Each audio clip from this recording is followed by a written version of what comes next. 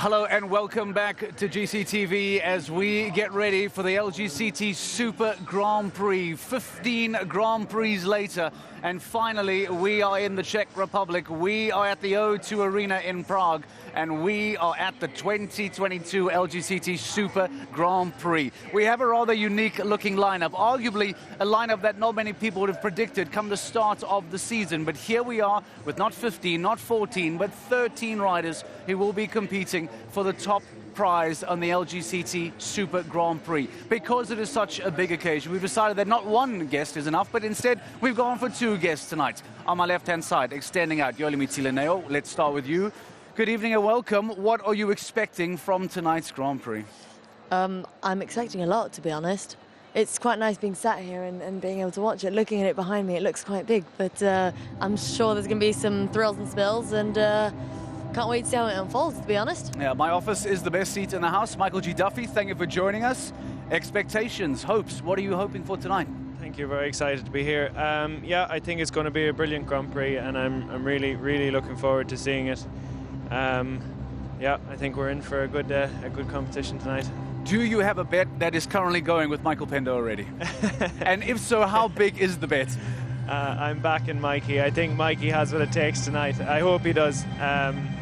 But yeah, there's some strong combinations in there. I wouldn't like to bet against any of them, but hopefully Mikey. There are some incredibly strong combinations. We'll find out about your favorites. We will talk about who is in. We will talk about who is out, and try and work out which of these 13 riders will be able to best conquer the course set by Uliana Vizzani. A reminder of the format that is slightly different tonight. It is not a usual Lgct Grand Prix setup with an opening round and a jump off to come. Instead, it'll be two back-to-back rounds, and if there is a tie, well then it will go down to time in the second round. The crowd in the O2 Arena are ready. Longines, Michael G. Duffy are ready. Frederick de Backer, Gareth Jenkins are ready. We are ready. And coming up in a few moments' time, let's go and find out who then will be competing in tonight's Super Grand Prix. Gareth Jenkins, Frederick de Backer, over to you. Ladies and gentlemen, in sport, when the best of the best come together, and on those nights, you can expect the very best of them all. Tonight is one of those evenings. Welcome to the Prague playoffs and the biggest individual competition of the Longines Global Champions Tour. It is time for the Super Grand Prix. The build-up is bringing this arena to fever pitch here tonight. We are going to have a packed house to witness some of the very best horse and rider combinations in the world that have found their way into the Grand Prix that is the hardest to take part in, because the only way to get here is with a golden ticket. Winners and the best of the best from the 2022 season across the globe on the Longines Global Champions Tour. This is a lineup of 13 horse and rider combinations that it is almost impossible to pick a winner from. This is sport at its best. This is sport talking for itself, Frederick de Backer. Absolutely, Gareth. This is the culmination of a season. This is a lifelong dream for many riders. Others will compete for their fourth time out of 4 runnings in this Grand Prix. But it's so difficult to get here. And there's a list of 13 rider and horse combinations in front of us. But if you think about the riders that have tried to get here and have failed, that puts the upcoming Grand Prix really into perspective. Across the course of this season, the 15 rounds of jumping, we saw 4 riders take 2 victories, which of course opened the door to the golden tickets to move down the order. Tonight, 12 of those riders that took victory, or 12 of those Grand Prix that were won, are represented here tonight by riders. This is a stellar lineup. This is what we've been looking forward to. It is 1.25 million euros worth of prize money. It is a phenomenal amount of money. The Longines Global Champions Tour, the series has been as tough as ever. The competition over the course of the season from Doha to Riyadh has been intense. Every single rider that has stood upon the podium over the course of this year has had to give their absolute all. But they have all, every step of the way, had this night in their mind, Frederick. It's exactly as you say, there is nobody here that doesn't deserve to be here. In fact, there's more people at home that would deserve to be here, but they were not good enough on that day when it mattered. People that came second in a very tough Grand Prix, beaten by tens or even hundreds of seconds, are sitting at home and are watching this Grand Prix, and only 13 have got the privilege and the honor to be competing here. Well, we get set to welcome in for the Walk of Champions here tonight. This arena, the O2 Arena in Prague, there is, in my view, very few venues that can match what is put to us in the form of spectacular fireworks, lights and entertainment to welcome in a lineup of lineups. Well, here we have Katharina Ackermann, of course, the superstar from Germany that won in Miami this year. What a start to the year it was, and what a ride it was on Kalamandia. Absolutely, they only want to qualify on a 9-year-old so early in the season. At that point, just going from 8 to 9, she came to the season with 2 horses, and she did it brilliantly with it. Kalamandia kept her in good form, and now it's her time to really step up. To the magic of Mexico. And of course, it was the second win for Ludger, which meant the golden ticket went to second place. Dennis Lynch with Brooklyn Heights was second, and you have to keep in mind that that was a spectacular Grand Prix with Dennis Lynch in second, with Ludger winning, and with a third place to Michael Duffy, who actually threw the win away. But it stays in Ireland, the golden ticket, with Dennis Lynch here on Brooklyn Heights. A man that certainly knows how to win big Grand Prix. Will it be the Irishman's night tonight? What are 2 riders in the field for Ireland here this evening in this Longines Global Champions Tour Super Grand Prix? Dennis Lynch. Yeah, he's got his horse in excellent form. Brooklyn Heights, they were a green partnership at the beginning of the season. They've bonded really well, and it has gone great over the first indoor shows with an outstanding outing in Stuttgart just a week ago. It has been an outstanding rise through the ranks in international sport for this young lady, and the culmination came in Madrid this year when Sanne Thijssen for the Netherlands came out as victor on her super ride on Quida RB. Probably one of the most epic wins of the season, if not in the history of the Longines Global Champions Tour, was indeed Sanne Thijssen's win on her day when she's in that zone and Conquidam is there with her. They are unbeaten because they are so unpredictable. They can make options and turns that nobody else can or dares to take, and that is that little bit of stardust inside Sanne Thijssen that can really make a difference, even in a Super Grand Prix of tonight. Will the magic rise, and will she have that star quality once more this evening?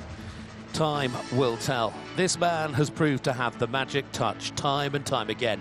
He finished 3rd in the overall point standing, but it was those amazing Grand Prix victories, of course, coming on Dominator this year when he won the 2 legs of the season in Hamburg and Stockholm. He's here with Mandanto. It's Christian Almen. Yeah, that's somewhat of a surprise that it's not Dominator, but Dominator has to jump later on, so he's bringing that other Grand Prix horse into this Super Grand Prix. That'll be the biggest test ever for Mandato van der Neerheide. Don't forget that this Grand Prix that we are about to jump is over 2 rounds and at meter 65 height. There is other 15 qualifiers, if you could say. Those 15 Grand Prix of the regular season are all at the meter 60. So Mandato van der Neerheide, the youngster by Emerald, will really need to step up. Well, with Christian in the saddle, everything and anything is possible. One of 4 tonight for Germany. Here is another, and another double Grand Prix winner on the Longines Global Champions Tour this year. The man that won in Cannes with Bingo, and with the ride tonight's Scuderia 1918 Tobago Z, he took his 2nd victory of the year in New York. It is, of course, Daniel Duisa. Yeah, and it's Duisa who has been tipped as one of the favorites. Obviously, he had the 2 Grand Prix horses here in Killer Queen and Tobago. He had the luxury of choosing and picking. And in the end, when the entries were made, he went for Scuderia 1918 Tobago. That the horse that has won so many Grand Prix, it's not Bingo Saint-Hermel, it's not Killer Queen. He thinks that his talented chestnut fits best in the O2 Arena here in Prague. And can you blame him if you look at the track record of Tobago? The only man to have jumped in each and every Longines Global Champions Tour Super Grand Prix. Yeah, talking about consistency. Absolutely. Daniel Duisa, one of the German contenders there this evening. Now to the partnership that have become synonymous, because last year they won this very class and they are back to defend their title in the Longines Global Champions Tour Super Grand Prix, the World Championship combination and world #1. It is, of course, for Sweden, Henrik von Eckermann and King Edward. And there is a lot on their track record. Of course, they are the former Super Grand Prix winners. They are world champions. They've won last year in Samorin, but they come here finishing second in Stockholm. So in the 2022 season of Henrik von Eckermann, if one thing is missing, it is an Lgct win. And it's not going to be a regular Grand Prix win. It has to be a Super Grand Prix win. But if he does that, he writes history as the first man to do it back-to-back after winning it in 2021 as well, with the very same horse, with that superstar, with King Edward. Will it be? Very hotly tipped, very decorated. Can he be the first to do the back-to-back? Well, for Brazil, the man that took that famous victory under the Eiffel Tower in Paris this year with Like a Diamond. Tonight, though, he chooses the great VDL Edgar M. It is, of course, Brazil and Marlon Zanatelli. It was an electric afternoon under the Eiffel Tower. Marlon finally beat that, I can't call it losing streak, but the streak of becoming second and second and second again in the Lgct Grand Prix. He won it in Paris on Like a Diamond. It chooses for VDL Edgar, who looked very comfortable yesterday here in the tight ring. You'd think that Like a Diamond would suit it as well, and she won the class already earlier, but he's got the confidence that Edgar can really pull this off in a field of the best of the best. He's certainly in great form today, feeling full of confidence. Will it carry him all the way to the top of the podium tonight in the Longines Global Champions Tour Super Grand Prix here in Prague for Marlon Zanatelli? He's very popular across the globe, and he gives South America their chance here tonight. To Mr. Monaco, to the man that took the victory in Monte Carlo. It is, of course, the Austrian star that is Max Kuhner, with that ride that took him to victory in the Principality. It is IEC Karelius Desils. And this man also with the luxury of being able to choose between Electric Blue P here and Coriolis, but it's Coriolis who won in Monaco after finishing second there last year. And this ring is very similar to Monaco in terms of length, in terms of width, in terms of surface. So he believes that Coriolis, though being young, can really stand out. Coriolis is 10 now. He was 9 already when he was second in Monaco. So he thinks that the environment, the ring, the dimensions, the circumstances suit the young stallion. Will that plan come together? He's a man that will have given great thought to every facet of what could happen here this evening. To the victor from the Royal Hospital, Chelsea, in the centre of London in the United Kingdom back in August. To the man from Belgium with the exciting mare, Mums Toupet de la Roque. It is, of course, Peter de Vos. Yeah, with a mare that jumped herself into the history books. Only 3 horses in the history of the Longines Global Champions Tour have jumped 5 double clears in one season. That's Casal, that's Explosion, and that's Mums Toupet de la Roque. And so it is no surprise that the Belgian sticks to his chestnut mare, to Mums Toupet de la Roque, to bring home the trophy in this Lgct Super Grand Prix. It has been some year. He ended up, of course, second in the overall standings as well of the Longines Global Champions Tour this year. Consistent, quick and talented. Once again, Peter de Vos, as the flames go up and the crowd cheer for the rider from Belgium tonight, who's certainly going to have a lot of support from the crowd here in Prague. To one of Ireland's most sensational talents that has really shot up through the ranks and made a name for himself in the sport this year. And he's still only 22 years old. A double winner on the Longines Global Champions Tour with victory in Valkenswaard, and he did it again in Riyadh in the final round with HHS Calais. It is, of course, Michael Pender. Yeah, some might say that Philip Weishaupt lost it out in Valkenswaard with that rollback that we saw on the video. But if you do it again in Riyadh, you truly deserve your place here with the same horse as under 25 rider to produce such a season with two of those sensational wins. Well, Michael Pender really has deserved his place, and I'm sure that a lot of Irish fans will be rooting for this young man. 2 for Ireland, but that is the man that won the 2 on this season's tour in the Longines Global Champions Tour. Well, back to another that won their very first ever Longines Global Champions Tour Grand Prix this season, when he did it in Circus Maximus in Rome back at the start of September. That day on Mumbai. Tonight with Nice van Gonzogvliet, it is of course for Germany, Christian Kuckuck. Yeah, and if you look at who was in that Grand Prix in Rome and how when he went into that jump-off, he really rode his heart out to win that Grand Prix and to get that ticket for this Super Grand Prix. Now, the change is remarkable as Mumbai will jump tomorrow's Global Champions League Super Cup final, but with Nice van Gonzogvliet, he has a talent once again by Emerald, and he thinks he's going to produce the goods and can get him through this 2-round Grand Prix and maybe onto the podium even. Could it be? He certainly has got determination. It is a big ask tonight, but he's really showing a huge amount of confidence in that horse. For the United States of America, the man that qualified, in fact, on home soil in New York, when his numbers really did come up with the golden ticket, because in fact, he is the only rider tonight that didn't finish on the podium. But as we know, it passes down the line, and that of course was when Daniel Deusser won for the second time. The award found its way to McLean Ward, an Olympic gold medalist, a world champion gold medalist in American teams, and he's here tonight with HH Azur.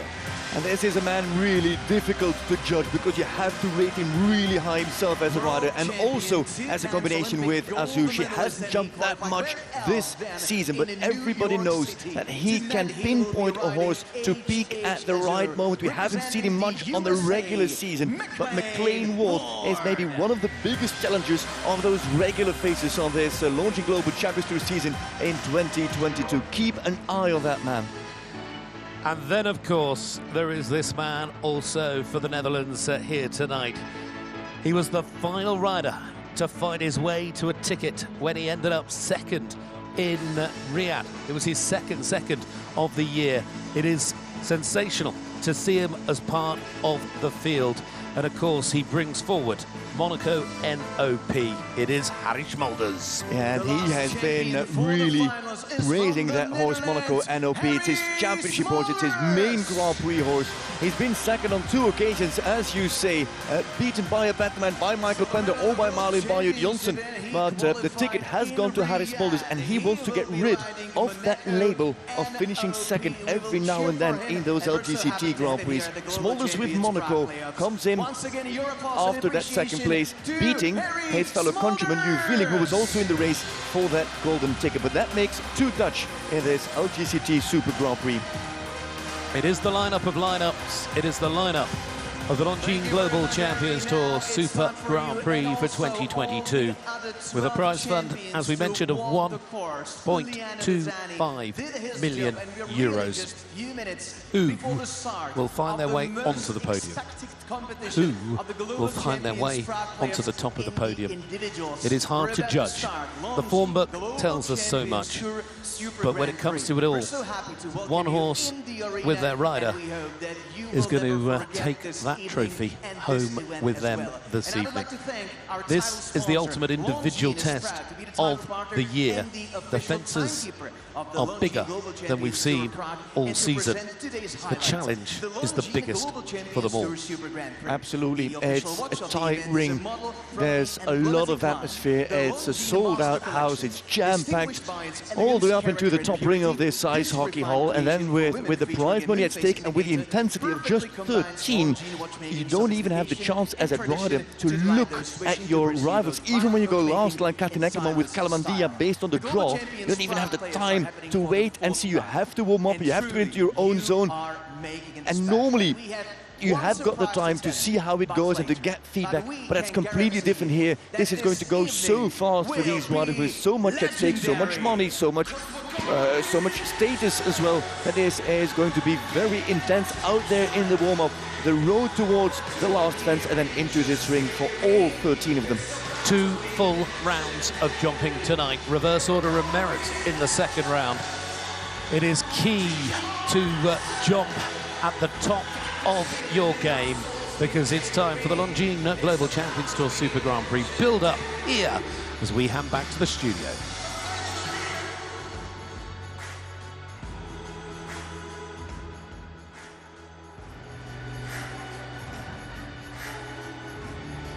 Thank you very much, Frederick De Backer. Thank you very much, Gareth Jenkins. Our 13 champions have been brought out and been shown to the crowd in the Czech Republic as they get ready to compete for the Lgct Super Grand Prix. And the longer the unveiling went on, the more difficult it became to actually try and unveil who we think is the favorite. It's easy to say, well, Henrik von Ackermann may well become the first man ever to win back-to-back Super Grand Prix, but there is no way that you can write off Daniel Deusser. There is no way that you can write off Harry Smulders. There is no way that you can write off Peter de Vos. We will try and find out which of these riders is the favorite for our panel here tonight. Yoli Mutilaneo, Michael G. Duffy standing by, GCTV standing by, and we'll be back in a few moments' time. We are ready for the Lgct Super Grand Prix. Stay with us.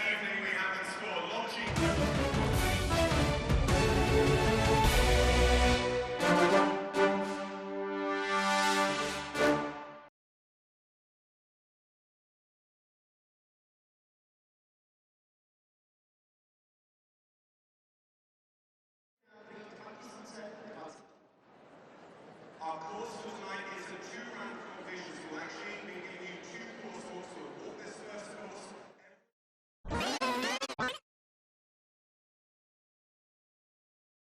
Both rounds, and if necessary, the time in the second round. It was won on the double clear in 2018. We had in 2019 2 double clears, taking first and second last year.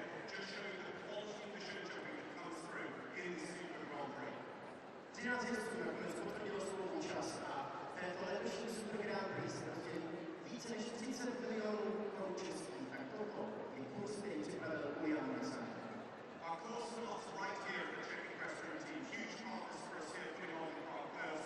You can see it's already quite big. We've got back rail a little bit higher, easing into the course. We know we've got 2 rounds of jumping. But our maximum specification tonight, meter 65. This is big. Stojíme do současné překážka svého Czech Equestrian Teamu. Začínáme oxerem na 150 cm pumpního se, který dvojice vstoupí do této dnešní soutěže. Do prvního kola samozřejmě, protože tam soutěž jde na 2 kola. The race is quite full of fences, so actually you've got to thread the line here through, because your next on course is the BMW Cartec here, and this straightaway is standing over meter 60. Hnedná překážka svého společnosti BMW Cartec je na 160 cm, takže Jan Mrazák zařadil tuto výšku hned do druhé překážky a překážky v tom kurzu přichází velmi rychle, dámy a pánové, proto velmi náročné. Pokračujeme ve skutečnosti 3 a točíme na rovnou. Absolutely. Looking at the weapons that we come up here on the right back bend. This way we land, we turn left, and we go over to this side of the ring. So, our first real opportunity over here for all of our public and main tributes to see our commanders coming along. And they're going to jump first of all this huge triple R, which will drop them deep.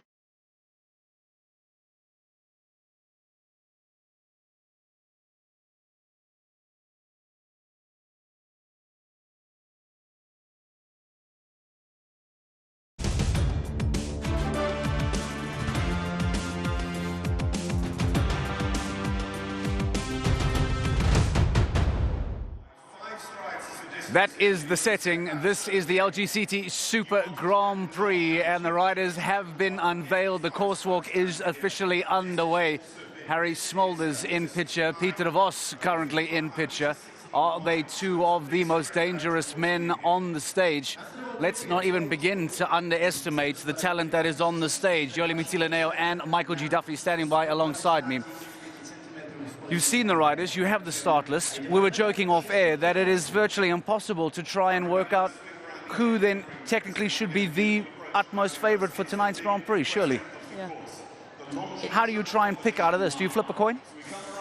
You might as well at this point, to be honest, because, I mean, show jumping is just one of those sports. You know, you never know. You know, like I said earlier, it's not like you're watching the 100 meters running and you see Usain Bolt, you think, oh, he's going to win just because he's the fastest man in the world. But here you've got animals that have woken up today and it thinks, no thanks, that's you out.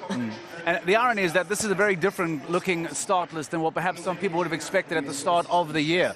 No, Ben Mayer, the Lgct Grand Prix champion for the 2022 year, did not go on to win a Grand Prix this year, so he will not compete. Michael, are you somewhat surprised to see the starting order?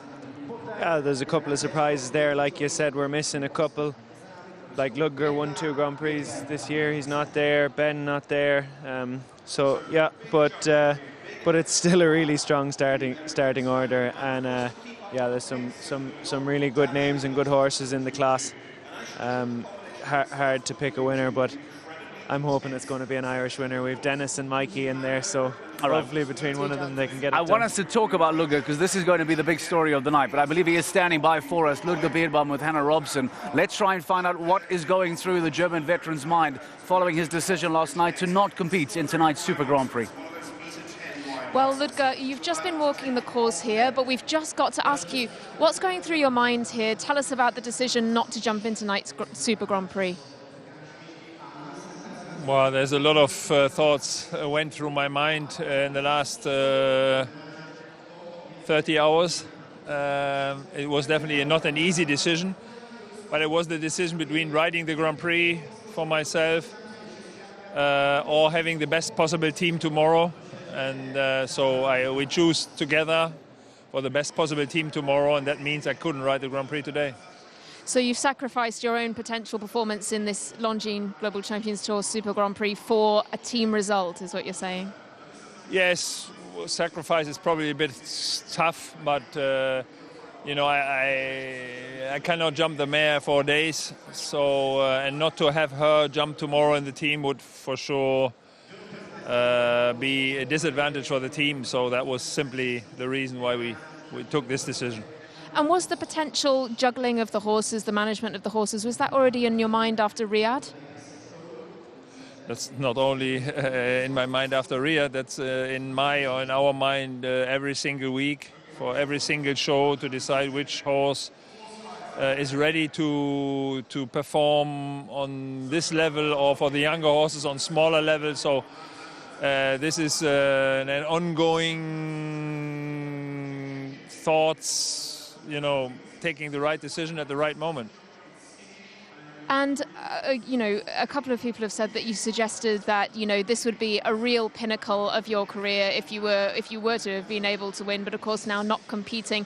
What's the plan going forward after this?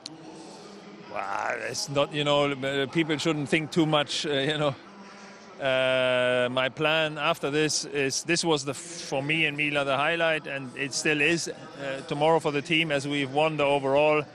Now it's down to the playoffs here in Prague. So after that I take whatever comes, probably 1 or 2 or 3 World Cup shows. I might go to La Coruña, and then I think this will be probably it for the rest of the year, and then we see what comes next year, probably Leipzig or 1 or 2 other World Cup shows, but I take it as it comes. Priority now is here, the playoffs in Prague and the team final tomorrow. So we'll definitely be seeing you next year? I hope so, that I will survive tomorrow and I will be here next year, yes. Well, fingers crossed, and good luck tomorrow. Thank you very much. A wry smile on the face of Ludger Beerbaum. Suggestions of a potential retirement had he won the Super Grand Prix tonight. I wonder if now something like that might come around. In Riesenbeck, next year. Let's unpack this. Yoli, this is, to many, a controversial decision. This is an incredible stage to go on and achieve something that a small percentage of riders in the world will ever do. He's put his team first. Is that something you feel is the right decision or wrong decision? I mean, to be honest, there's no such thing as a right or a wrong. You know, it's just it's the way he feels, and it is the person that he is. Actually, he's a very good team player, and like he said, he can't jump the mare 4 days because it's too much. So yeah, I mean, I respect that he's taken that decision. He's kind of putting himself, I mean, not at a disadvantage, because obviously tomorrow if they win, it's also a personal benefit as well, isn't it? So yeah, it'd be a win-win if they do well tomorrow. It's good for the team, good for him, and yeah. So, and like you said, he wants to be here again next year. So, Michael, is that a decision that you think you would be able to take? Would you give up Super Grand Prix glory to try and win a Super Cup title tomorrow?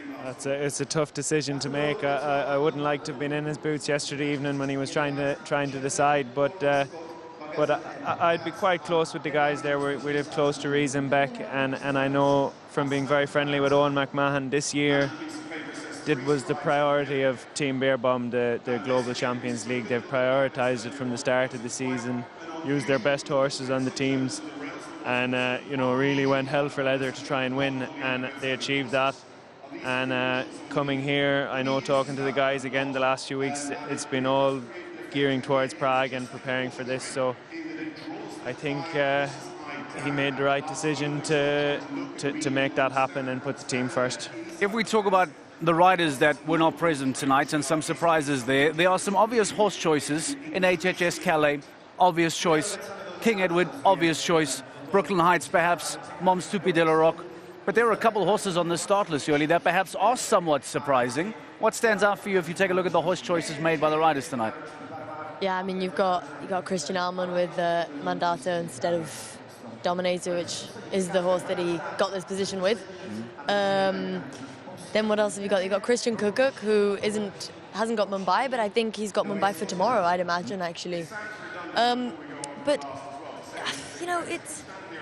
Firstly, there's 13 horses, so you are always going to get a bit of something, aren't you? Yeah. So they have enough confidence in their horse and themselves that they can pull out a clear round. But even if they, let's say, have a one down, they're not doing too bad.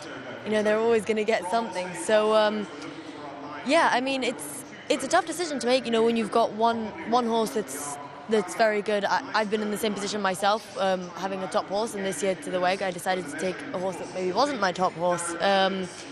And it was very questioned by a lot of people, but at the end of the day, you have confidence in your decision and you've made it, and yeah, sometimes it works out, sometimes it doesn't, but these guys, they're all so experienced, and I have a lot of faith in them that they'll manage to put it together. Not everyone can maybe have the luxury of the choices of a Daniel Deusser or a Peter de Vos, but Michael, surely if you are able or willing to give away a spot for Dominator, I mean, that's got to be a risk. Is that something you think that you would do as a rider, to give away what you believe to be your Grand Prix horse and make a choice like that? Yeah, again, it had to be a tough decision for Christian to make, having won 2 Grand Prix with Dominator this year, but again, Mandato has been jumping really well all year, 10-year-old. Up-and-coming horse, and you know, you never can count Christian out. You know, when he's in a class, he always has a chance to win. So I wouldn't be surprised. Is there an opportunity tonight that some of the younger riders will shock the world and take this title? I'll start with Sanne Thijssen. We've seen what Conquidam can do in the 2022 Lgct season. The horse has been described as beyond the adjectives that we can try and find. Let's talk about the talent of Sanne Thijssen. Let's talk about the combination alongside Conquidam. Is it possible for her as a young rider to do it here tonight? I mean, definitely. Like, she showed everyone in Madrid that she could do it. You know, when she's in the jump off, she's unbelievably quick. You know, and she'll risk it all if she's clear. Oh, actually, there's a jump off, is there? Yeah, a second round essentially is. You would argue with these riders might turn into an extended jump off, wouldn't it? That maybe changes things a little bit there, but still got faith. All right, Sanne Thijssen, she could be a real surprise. Lgct winner this year, Sanne Thijssen. Let's go catch up with her. To be the first time at the playoffs is an unbelievable feeling, of course, especially that I'm in the Super Grand Prix. Yeah, I'm really excited about this weekend. I think we're both ready. The only thing is it's a little bit difficult for us inside because Konkidam gets the scope out of rhythm, and here in indoor arena, it's quite difficult to get the rhythm and the speed. So it's gonna be difficult for us, but I think we're both ready for it. I feel pleasure to be in between those huge, big riders, big, good riders, and to compete against them. If I would win the Super Grand Prix, I think I can shock the world, yeah. I think there is a chance, but with all competitions, you anyway need a little bit of luck. If you see, sometimes you touch the pole and it falls, and sometimes you touch it very hard and it doesn't. So for all the riders, you need a little bit luck and the right timing. Youthful exuberance from Sanne Thijssen and Konkidam, and absolutely no fear as well. Is that going to be one of her biggest assets tonight, being young, having no fear, not caring about Daniel Deusser and Christian Allman? Is that one of her big threats tonight?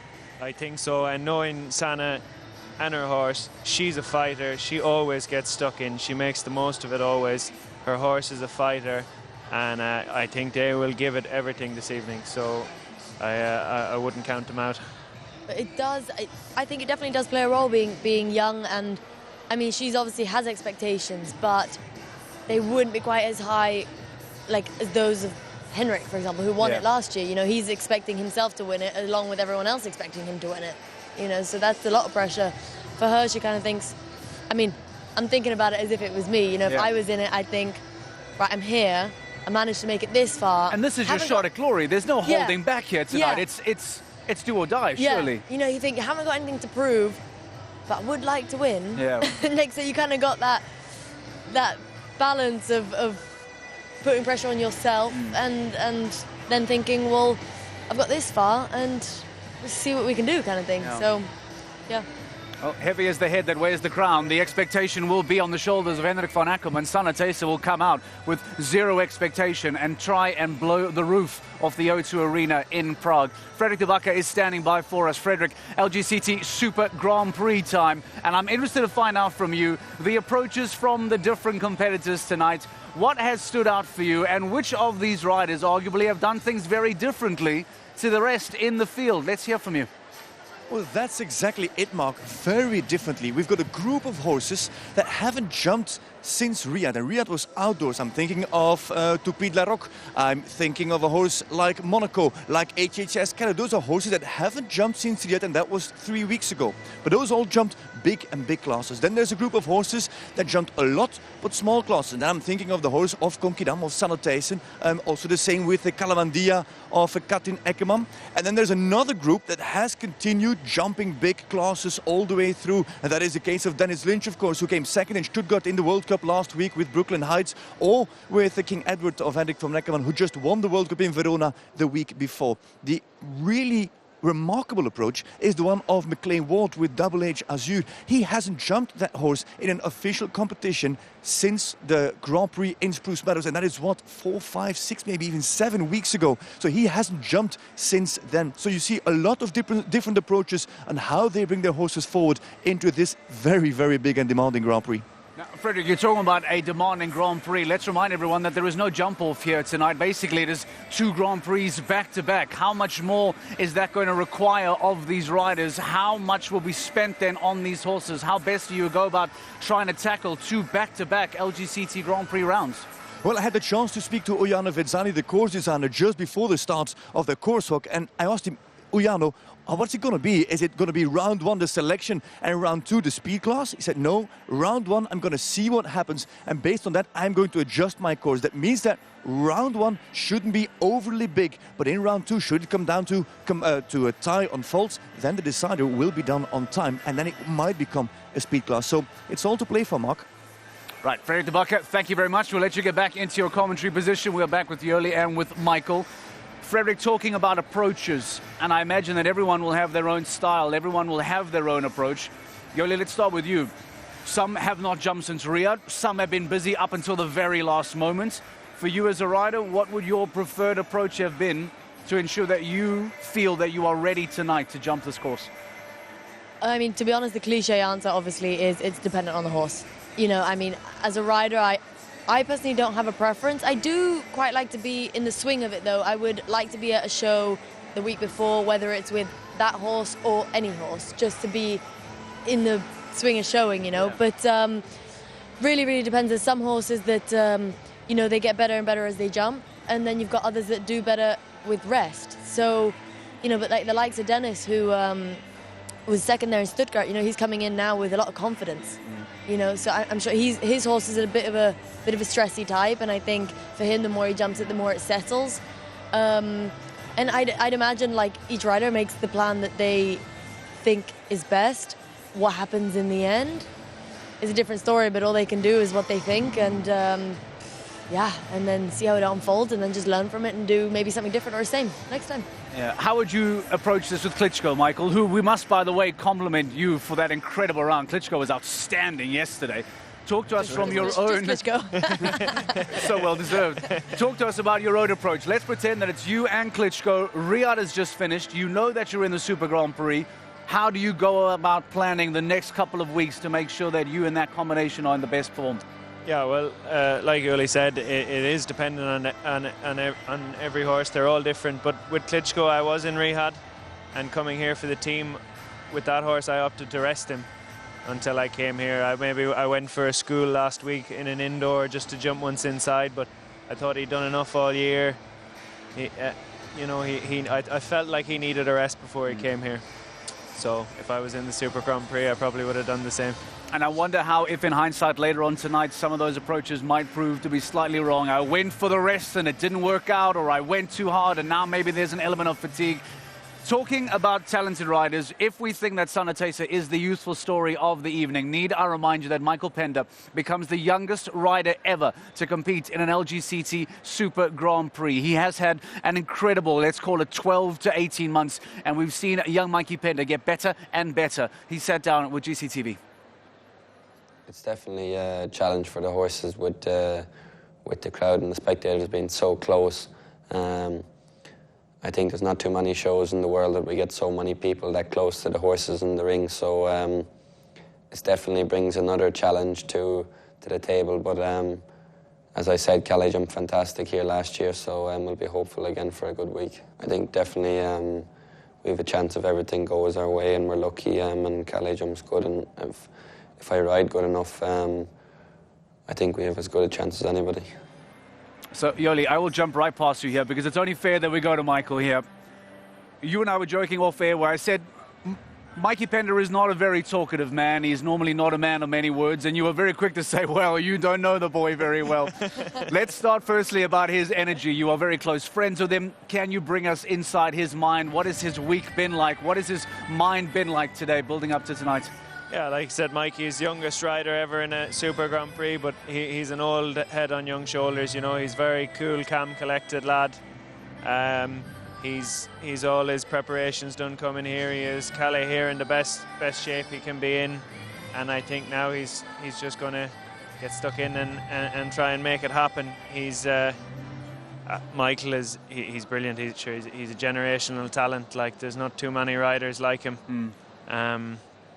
So I think he knows that too. So I'm sure he's quietly confident going in there. What is the situation with him and Calais? Because I say this with the utmost respect. When it comes to an Lgct Grand Prix jump-off, they don't look like the fastest combination, yet somehow the fact that he's here shows that he is. Where does that speed come from? Where does the energy come from? They're so in sync. They know each other so well. You know, Mikey has produced Calais from a young horse, and Michael is such a fast rider. You know, he can be fast without you even knowing he's going fast. And that's since he was 10 years old on ponies. He was always that way. And, you know, someone told me once there's no such thing as slow horses, just slow riders. And Mikey's You get that a lot, do you? Mikey's a fast rider, and he can make any horse go fast. Right, let's try and get down to the euros and cents of this all. Everyone thinks and feels that Henrik von Ackermann is the man to win tonight. Him and King Edward, outstanding pairing, world #1, defending champion. on paper, this is his Grand Prix to lose. Are we in agreement of that? Yeah. Is it as clear cut as that? Let's start there. Nothing's ever as clear cut as that, really. But I mean, he won there in Verona, like Frederick said, a couple weeks ago. Yep. So I mean, he's also riding on a high, and yeah, I mean, King Edward is just electric, and they also know each other so well. I mean, when you see him riding around, like it looks like it's just uses his body, and that's about it, you know.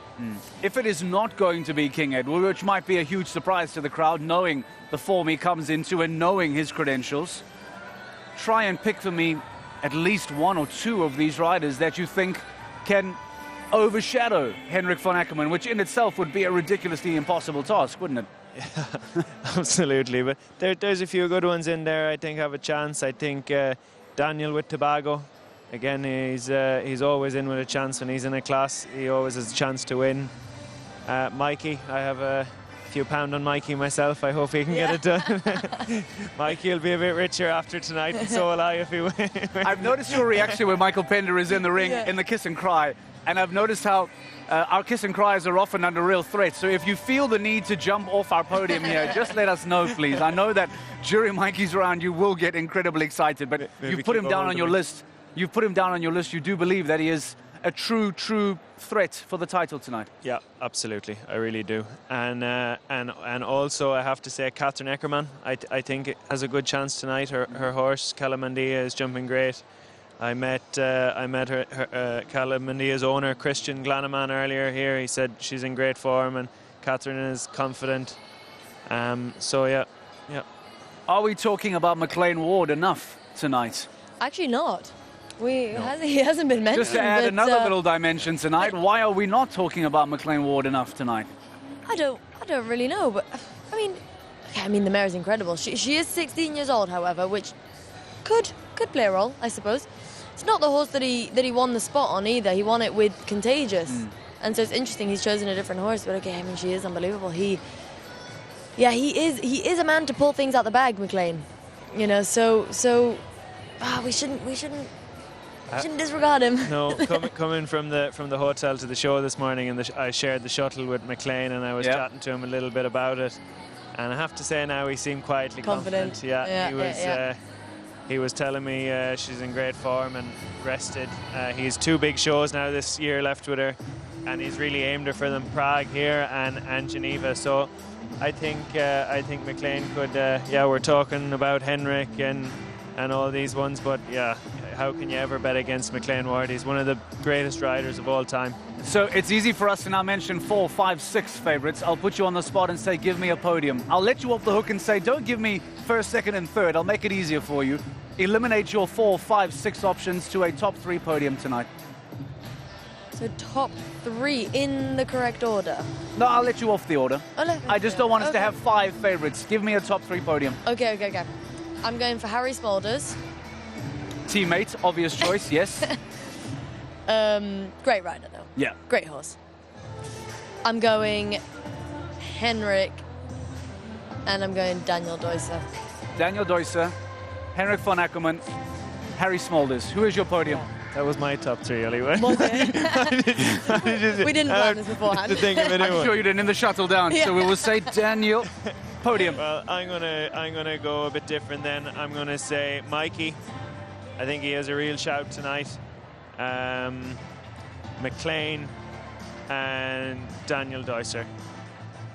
You can see he didn't even say Henrik. Yeah, there's no Henrik, wow. and that's a good point.